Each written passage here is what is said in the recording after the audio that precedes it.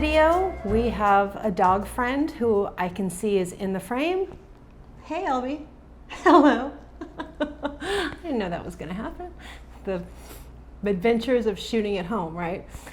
In this video, I am going to walk you through the techniques used in the next pattern in the Pick a Toe, Pick a Heel series. I promise I'll get this. I do this for a living. This pattern is the Barn Toe Afterthought Heel. And the Pick a Toe, Pick a Heel series, this is the third set in the series.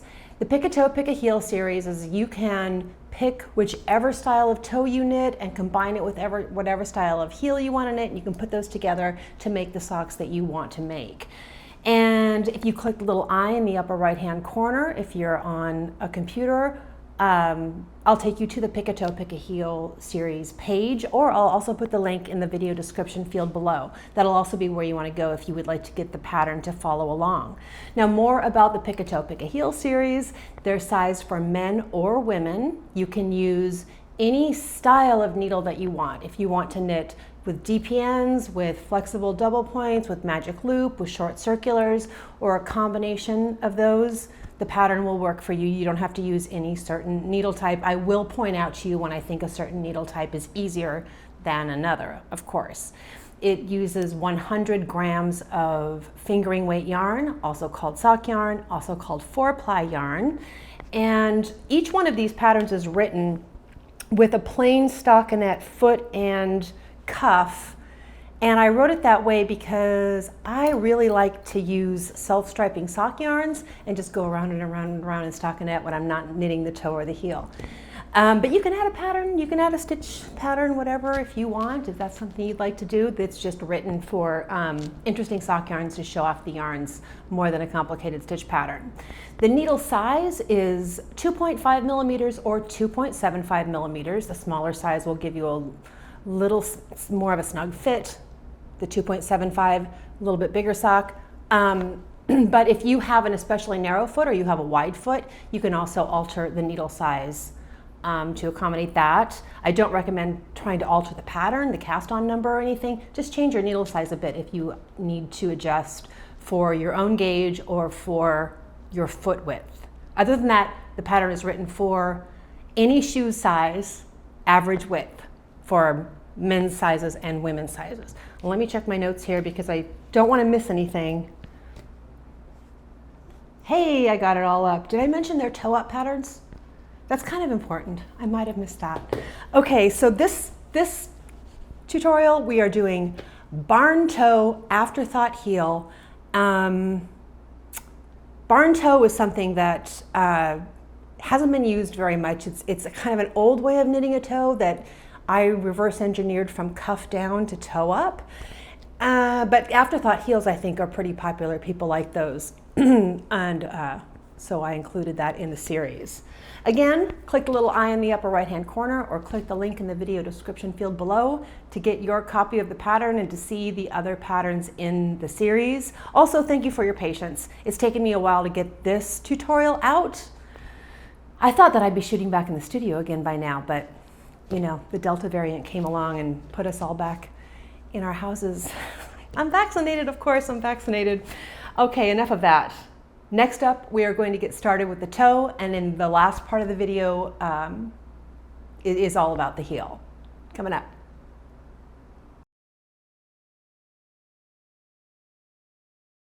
And I think the dog is back.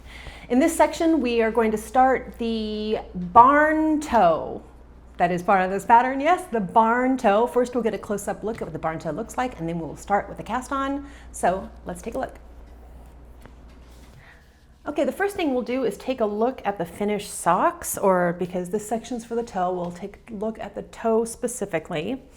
And I think it's called a barn toe because the shape of it is like the roof of a barn, right?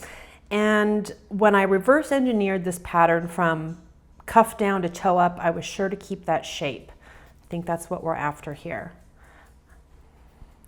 I really like it. And then later in this video, we'll be covering the Afterthought heel and all the details about the yarn, colors and needles and everything I'm using will be in the video description field. Let me get back to this toe. For this toe, we're starting with a pinhole cast on right here at the tippy top of the toe. And the pinhole cast on, it's not easy, but it's not hard. Let me just say that it's over quickly. It's you get past it and you're done with it, and you have this very cool start to a sock. So we need to start with one needle. I'm going to use a DPN and your yarn. Grab the end of your yarn and wrap it around your fingers like that. And because this feels super fast, I know it does, I'm going to give you a link right here to my slow motion version of this cast on. So you can, I'll take it slowly here, but the slow motion version is obviously much slower. So I'm going to take this DPN and grab this strand here, needle pointing up through that loop and back around to that same strand. Look, I've cast on two. That is the whole cast on. But if you haven't done this before, definitely jump over to the slow-mo. That was 6, right? Because every time you work through the motion, you get 2 stitches cast on. Okay, once you're done, take your fingers out and pull on the tail end. And that loop should tighten when you pull on the tail end. And if it doesn't, it means that you wrapped it around your fingers backwards initially. But you see, it only takes a second to do. If you end up doing it more than one time, it's quick. It's not that big of a deal. Now we're going to get set up on DPNs, and you can use flexi flips for this.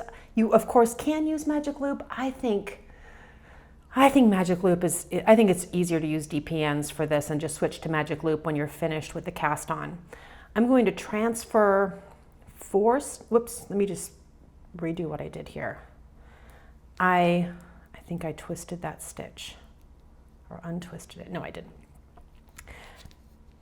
I finished here. I slid everything to the other end of the DPN, and I'm going to transfer 1, 2, 3, 4 stitches there. Cast on 8. And transfer 2 stitches here. Okay. So I have half the stitches, and I flipped everything over. I have half the stitches on the first needle and the other half on the other 2 needles. I swear it gets easier after this. I swear. I'm going to grab my last DPN and scooch those stitches with the 4, my first needle with the 4 stitches on it, to the end. And the first thing I'm going to do is just knit around these stitches. And after I do that, I'm joined in the round and everything's going to get easier. Something else to watch for here is make sure your working yarn is coming from this last stitch here.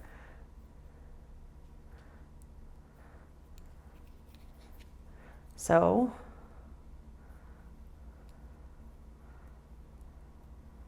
one, 2, 3, 4, onto the next needle. It is like wind chimes at this point.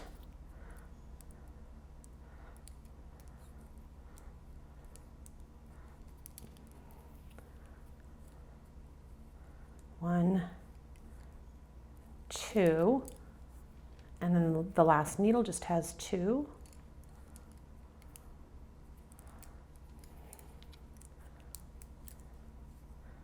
And the toe starts out the same for both sizes. Okay, we're back at the beginning of our round, and this next round we're going to KFB, or knit front back, into each stitch. And if this stitch is new to you, I'll give you a link here to my slow motion KFB. It's going to double the number of stitches, so things are going to get a lot easier very quickly.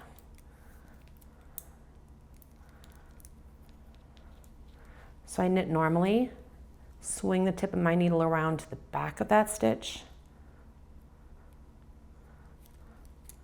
and knit, then pull it off the needle, the left needle.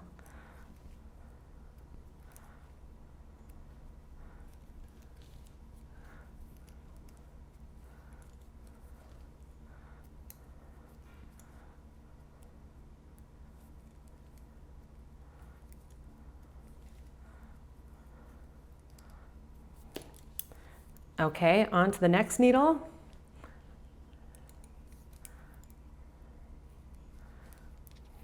What we're doing here is really just setting things up, because you saw how that line of increases went along the sides of the toe of the sock.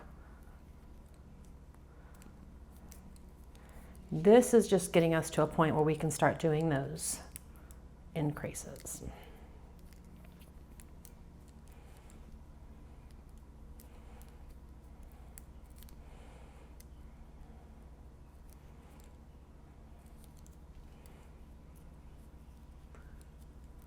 Okay, back at the beginning of the round, and it's easy to tell the beginning of the round at this point because there are double the number of stitches on the first needle in the round. Now, I want to kind of give a rundown on how this goes from here, because we're going to start the increases. You see the increases run along the sides of the foot, the sides of the toe of the sock, here and here. There are no increases here or on the other side. So all the increase is going to happen at the two halfway points, right? So on double pointed needles, that's going to be here and here. And because we have half the stitches on the first needle and the other two stitches separated onto two needles, we will do our increases at the beginning of the round and the halfway point of the round. But where this break is between these two needles, there is no increase, because that's the center back of the sock kind of at this point. But one of the reasons I'm mentioning this is because if you are doing this on flexi flips or on magic loop, you'll have half your stitches on one needle and half on the other needle. And I make a note of this in the pattern so it's not confusing to people, depending on the kind of needles that you're using. So the increase points happen just here and not here. And if you're not paying attention and you're watching Great British Baking Show, you will end up increasing here, but then you'll catch yourself and you'll be okay. So these increases are actually yarn over increases. And the way this works is knit one, yarn over, knit to one stitch before the end of the first needle, or one stitch before the halfway point, yarn over, knit one. Onto the second half of the stitches. I'm just going to repeat the same thing. Knit one, yarn over, and I'm going to knit to the end of the round. No increase there. Get to the end of the round.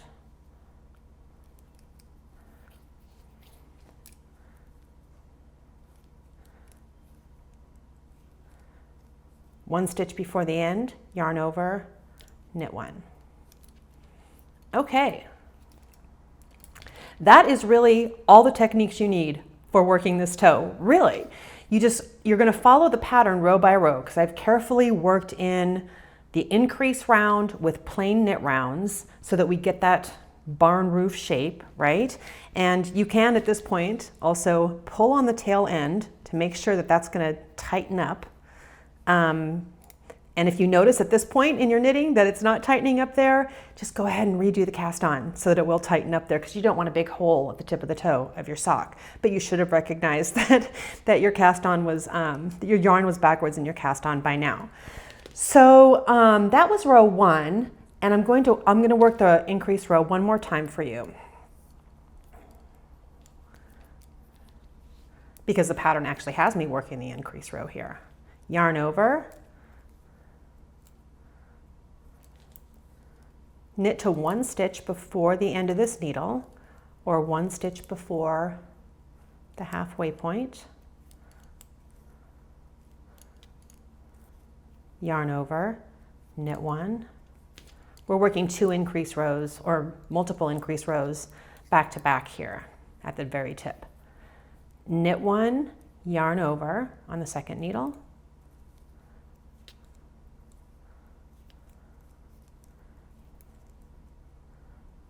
no increase here. I'm sure you said it along with me. No increase there. knit to one stitch before the end of the round, yarn over, knit one. Also, things are so much easier than when we started once we have a few stitches on the needles. So yes, for both sizes, follow the row by row instructions to finish the toe.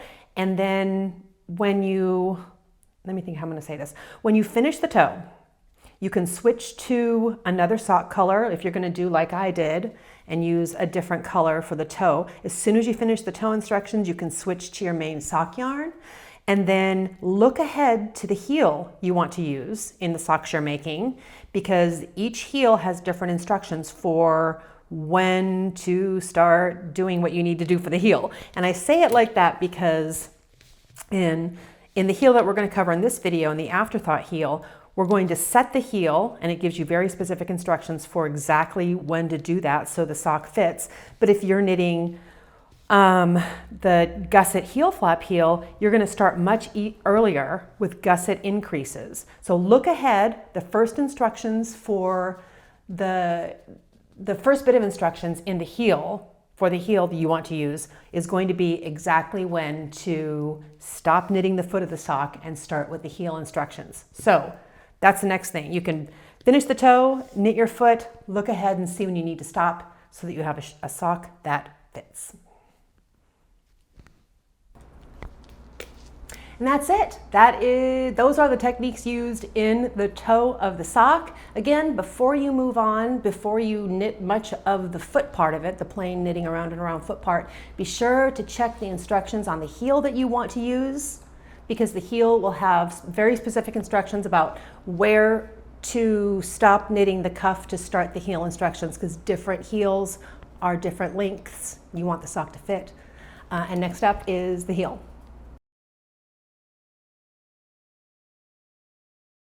In this section, I'm going to cover the techniques used in the Afterthought heel, a very cool way to knit a heel. First, excuse me, first we'll get a close-up look at what the finished heel looks like. Let's take a look. As soon as I can get my glasses out, let's take a look. Okay, first thing we'll do is take a look at this heel. It's a short row heel, meaning that everything is done right here. There are no gusset increases or anything. And it is a tidy little cool looking heel if you want to change colors. I always think short row heels look the best if you're going to use a different heel color. Yeah, increases or decreases on both sides. And Afterthought is the cool thing about it. Let's do a rundown of how this is going to work. We finished our toe, we knit our foot. The pattern gives very specific instructions for where to start, where to set the Afterthought heel. We're going to take a piece of scrap yarn and knit across half the stitches for the heel, and then we will cut that yarn and just keep going and finish the cuff. Now, of course, my samples here, you have to use your imagination a little bit because I'm using much thicker yarn, bigger needles, and just knitting, a little sample, not the whole sock. Otherwise, it'd take me much longer to get through these techniques with you, but you just leave that there. This is an excellent choice if you are really into a TV show and you don't want to fuss with a heel right then. You just set the heel and keep knitting your cuff around and around and around, and then you come back to it when you're finished. After you bind the sock off, then you come back to this heel to do it. So first thing we're going to do is set the heel. And I thought I had a flexi flip ready, because I have this on flexi flips. And with flexi flips, if you're not familiar with them, it's a different choice from DPNs, double pointed needles, in that you need 3 of them, and the needles are flexible in the middle, and you can knit a small diameter tube this way. And I'm trying to just show different samples using different needles here. So I'm up to the part where it's time for me to set the heel, and I'm going to use a different color of yarn. You want to use something that you'll be able to see against your sock yarn pretty easily, and you'll see why that's important. We're going to knit across half the stitches with this scrap yarn. And I'm actually going to grab a double pointed needle to do this, and you'll see why in a minute. I'm grabbing a 3rd needle, kind of an extra needle. I'm going to take this other yarn and just knit across these stitches.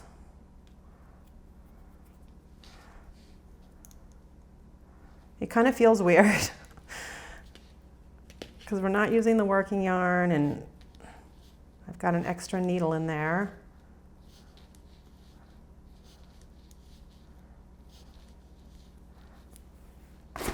Whoops. Did the light change? Because I just bumped the studio light with my hand.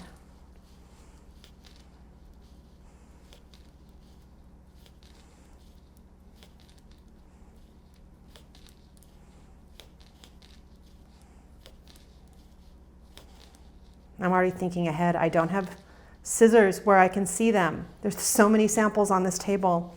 I can't see scissors, so I'm going to have to break it. Okay, because that's all I needed that yarn for. I'm going to pull the two ends forward. I want to be able to see the ends. Okay. Now the reason I used a DPN is so that I can just pick up my flexi flips and knit across this needle without transferring any stitches. If I had used, well, actually flexi flips would work okay. If you're on, using an extra needle is a good idea, because if you don't, you have to transfer those stitches back to, this way, transfer these stitches back to another needle so you can knit across them again with the working yarn. But since I have an extra needle in there, I can just knit across these with my flexi flip using the working yarn this time. And that essentially sets the heel. That's it.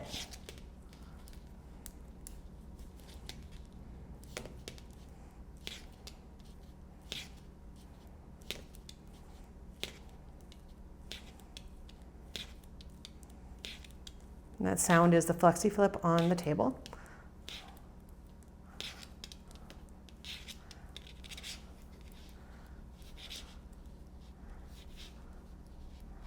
Okay.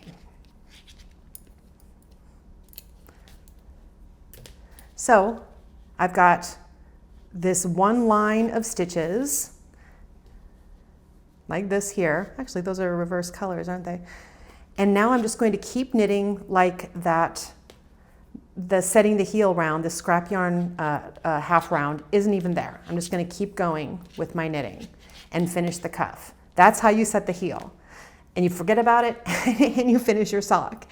Just make sure, again, that the two ends are hanging out and aren't inside the sock. It's not a huge big deal, but it's easier once you get to this next part that freaks everybody out.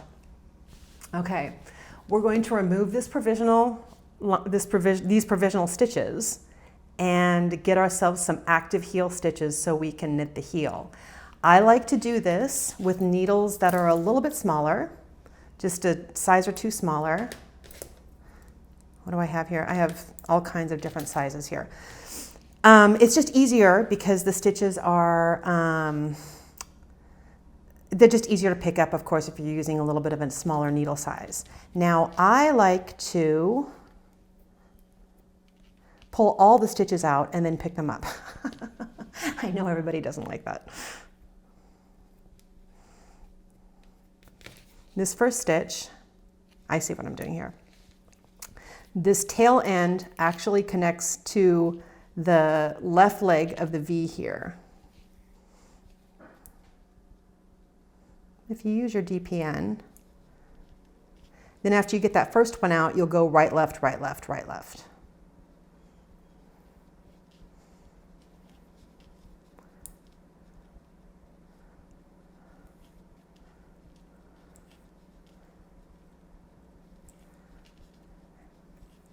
Remember how I said I didn't have any scissors? Well, if I had scissors, I would be cutting this yarn short. So I don't have to keep pulling this whole length through. Okay, everybody is sufficiently freaked out now, right? If this makes you nervous, you can start picking these stitches up before you get all the way across. You can undo one stitch and pick it up, one stitch and pick it up, whatever keeps you from freaking out, please do that. So what I'm going to do is come at these stitches kind of from the back so that they're not twisted.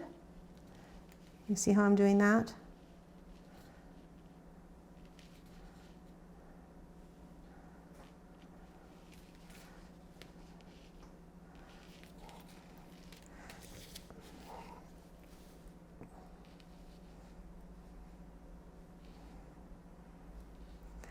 Coming at them that way gets them mounted correctly on the needle. Okay, is everyone feeling calmer now? Every time I do an afterthought heel, everybody flips out. I like freaking people out. I'm just gonna keep going now.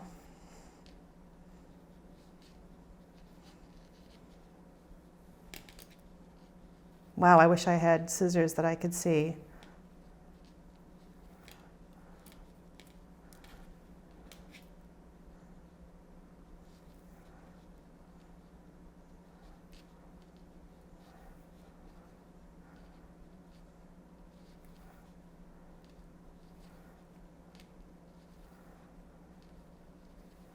Okay. I can hear you through the YouTubes. I'll pick them up.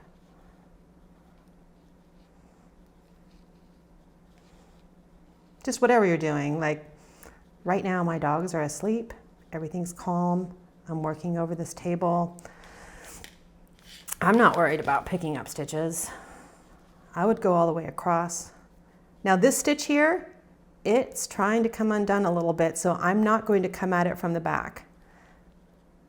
I'm just going to pick it up as easily as I can. But I'll remember that I have a couple of twisted stitches there, and I'll straighten those out.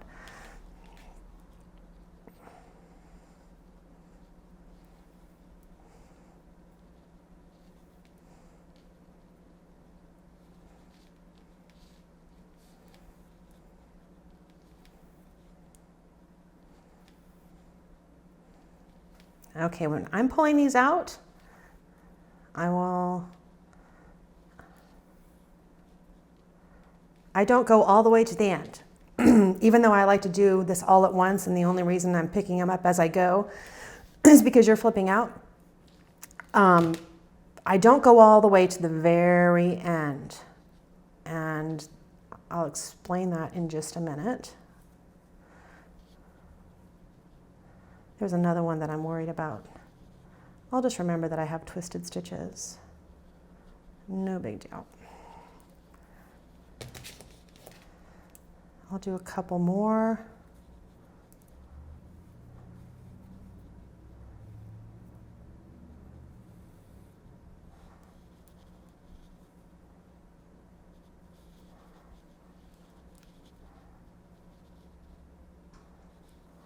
I'm going through this whole process with you so that you can see that it's not as scary. Come on. Not as scary as it looks. Okay. I don't go all the way to the very end because I have 2 stitches left here. There is a stitch at the very end that isn't a real stitch, okay? It's not a real stitch, but if we can pick it up, it's kind of cool to pick it up because, okay, let's think ahead here a little bit. We are going to pick up as many stitches as our original stitch count for the foot, right? If that's the men's size or the women's size, you're going to pick up that many stitches here because we have half the stitches on this needle, which is half the total stitch count, and then we double that with half the stitches on this needle, right? But we're going to be picking up stitches at the corner of the heel to prevent the gap, because anytime you change direction in your knitting, you can get a gap here and here, and let's go ahead and look at this next sample. You can get a gap here just because we've changed direction in our knitting. That's totally normal. We're gonna pick up stitches there and decrease them out. Now, we're going to pick up a stitch at the very beginning of the round, at halfway point, another one at the halfway point, and over here. But there's an extra stitch here, if you can get it, that saves you from having to pick one up. Not a big deal either way, but if you go slowly, whoops, split that stitch. If you go slowly here at the very end, and maybe try not to split a stitch, and remember to have scissors on hand. Boy, oh boy. You can get that little nonsense stitch and not pick one up.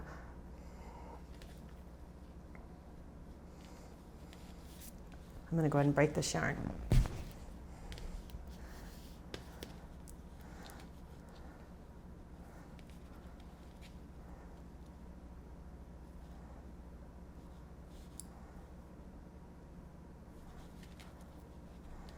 Let's see if we can get a good view of the elusive little non-stitch.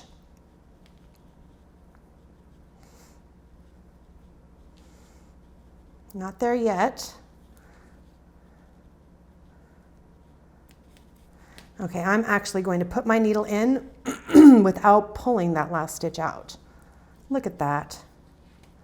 That's nice. Then pull the yarn out of it. And here it is. Okay, I wasn't sure if I was going to be able to show it very well. It's not a real stitch. It's coming from the cuff side stitches. It's not a real stitch, but grab it. Grab it, grab it, grab it. Okay, and now we remember that we have that funny little non-stitch up here. We don't have to pick up a stitch there. Now I'm going to jump back to my real needle size. I need some yarn here for the heel. Because I picked these up on smaller needles, I'm going to go back to my real needle size here. Oh, you know what else I want to do? Let me think. Do I want to use flexi flips or DPNs for this? I'm going to go ahead and take the needles out of the last sample, and we're going to flexi flip these. Cool.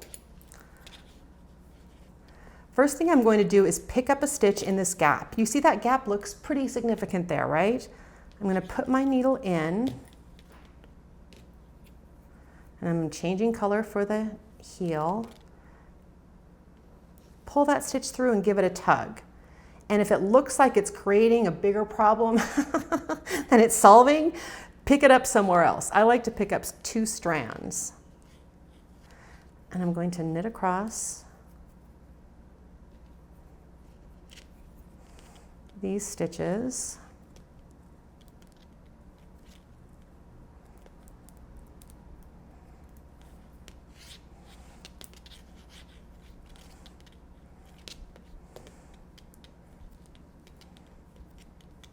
I like flexi flips.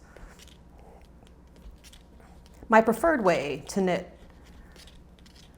socks when I'm not working the toe and heel is short circulars.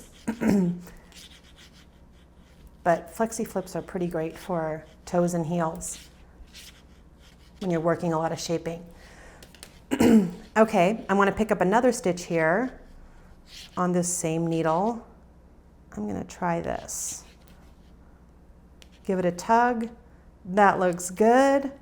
And now I'm switching to the cuff side. Remember that funny little stitch there that we picked up? I don't need to pick up a stitch in this gap.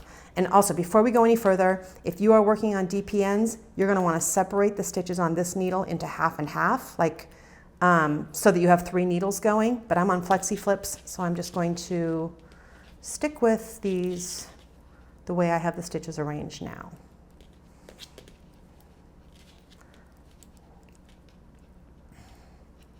And I also remember that I twisted some stitches here that I will, there's a twisted one.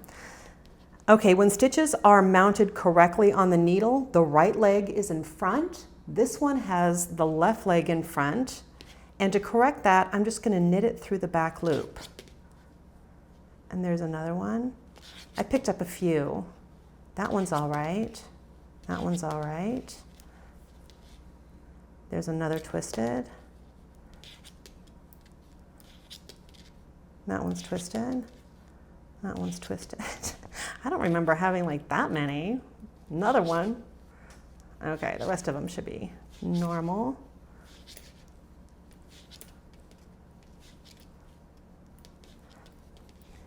And I want to pick up one more stitch in this gap. Let's see where I want it to go. Let me pick up a bad one to show you what that looks like.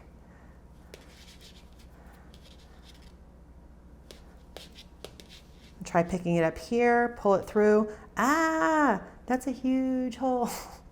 That's terrible. Let it go. I'm going to try here. That's not that much better. Let me try here. That looks good. Okay. Now I'm going to tie a knot, making sure that my first and last stitches are on the needle and not on a cord anywhere. I'm going to tie a knot here, just another way to continue to reduce the gap at the corners here. And we are on the heel now. Let me take a look at my pattern.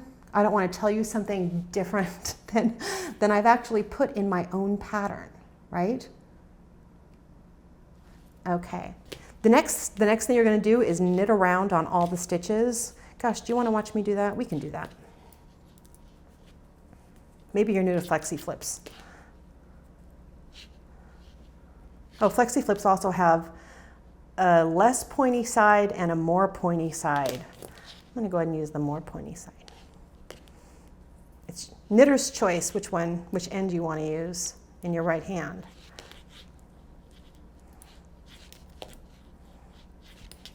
Oh no, I'm knitting with the tail end. Okay. Yes, I do this professionally. I'm going to take those stitches back out. Maybe you don't want to watch me knit around these stitches.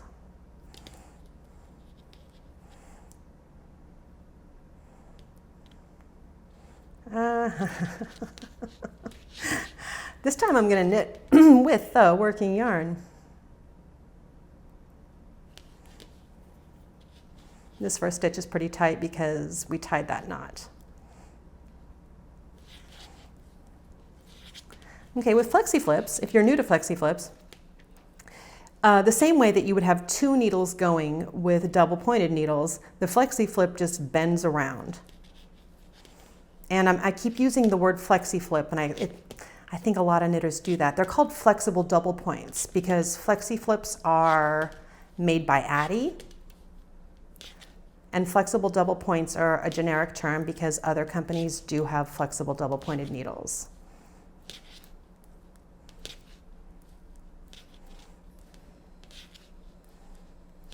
They are nice, smooth needles. I have a Haya set that I also really like.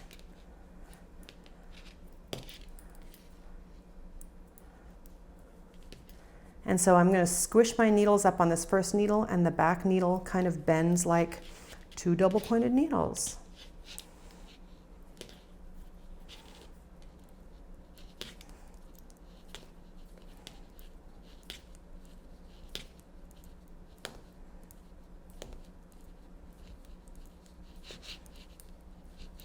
You can really fly though on flexi flips.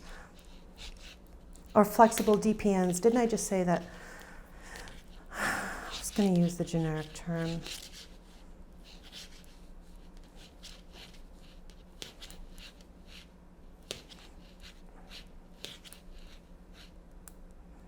Okay. Now we're ready to start with the decreases. And the decreases are going to happen like this. At the beginning of the round, it's knit one, knit two together. At just before the halfway point, this is where I want to make sure I'm getting it right. SSK knit one, then we repeat the same thing on the other half. Knit one, knit two together, SSK knit one to finish out the round. And we'll go ahead and work that. And those little feet you hear on the floor is my whippet who came in to see what we're doing. Knit two together.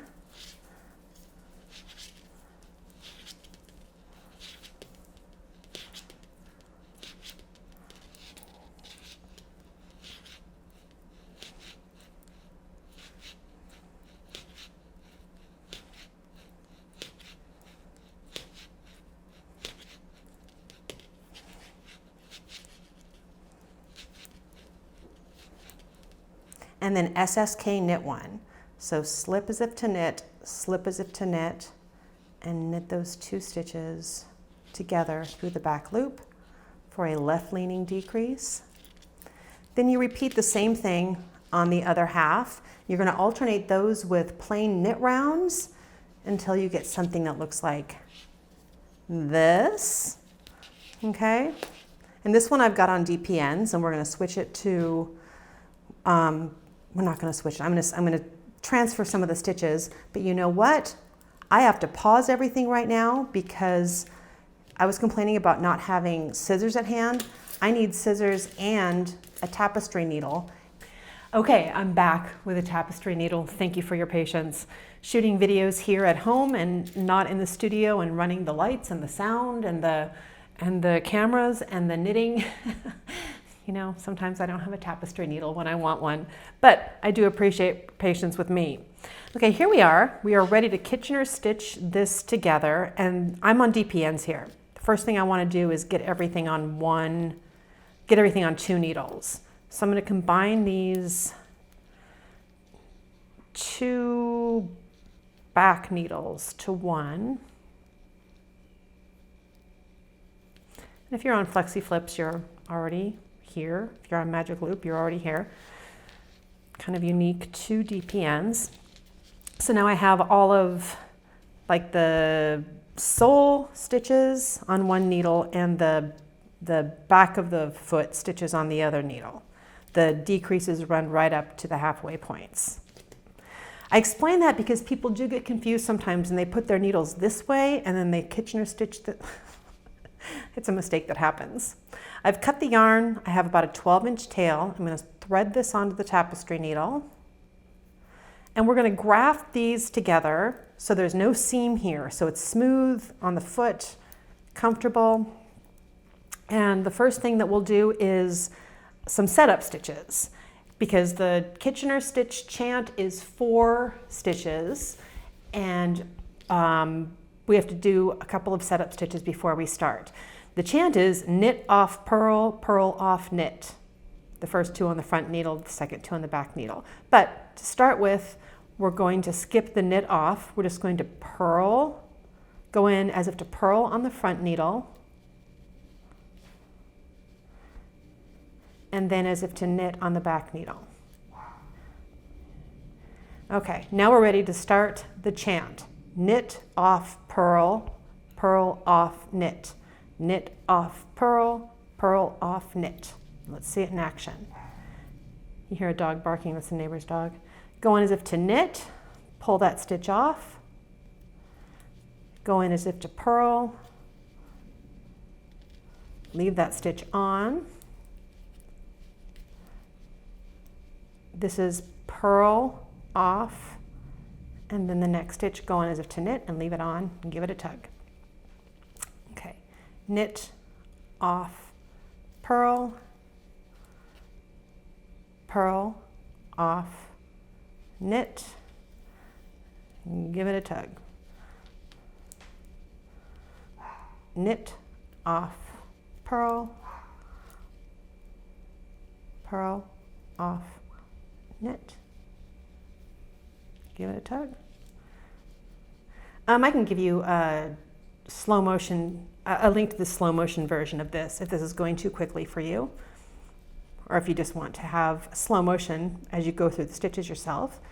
Knit off purl, purl off knit,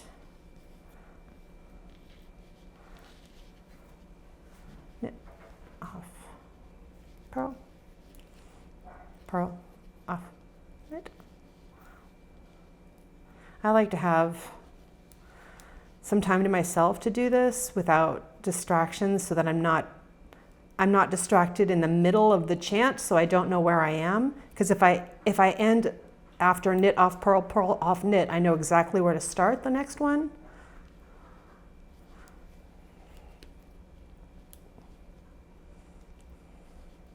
I think I might have split that.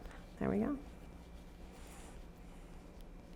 Knit off purl, purl off knit,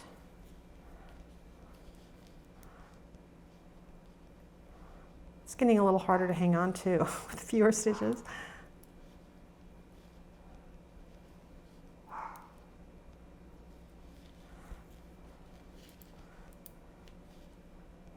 Knit off, purl, don't drop anything, purl, off, knit. Okay, when you're left with 2 stitches, you can't work the whole chant. The way we had a little abbreviated chant at the beginning, we're going to have a little abbreviated chant at the end. We're going to knit off, there's no stitch to work the purl on, and then purl off, there's no stitch to work the knit on. Give it a tug. Look at that beautiful grafting. And then you always have a little bit of an ear here, of course.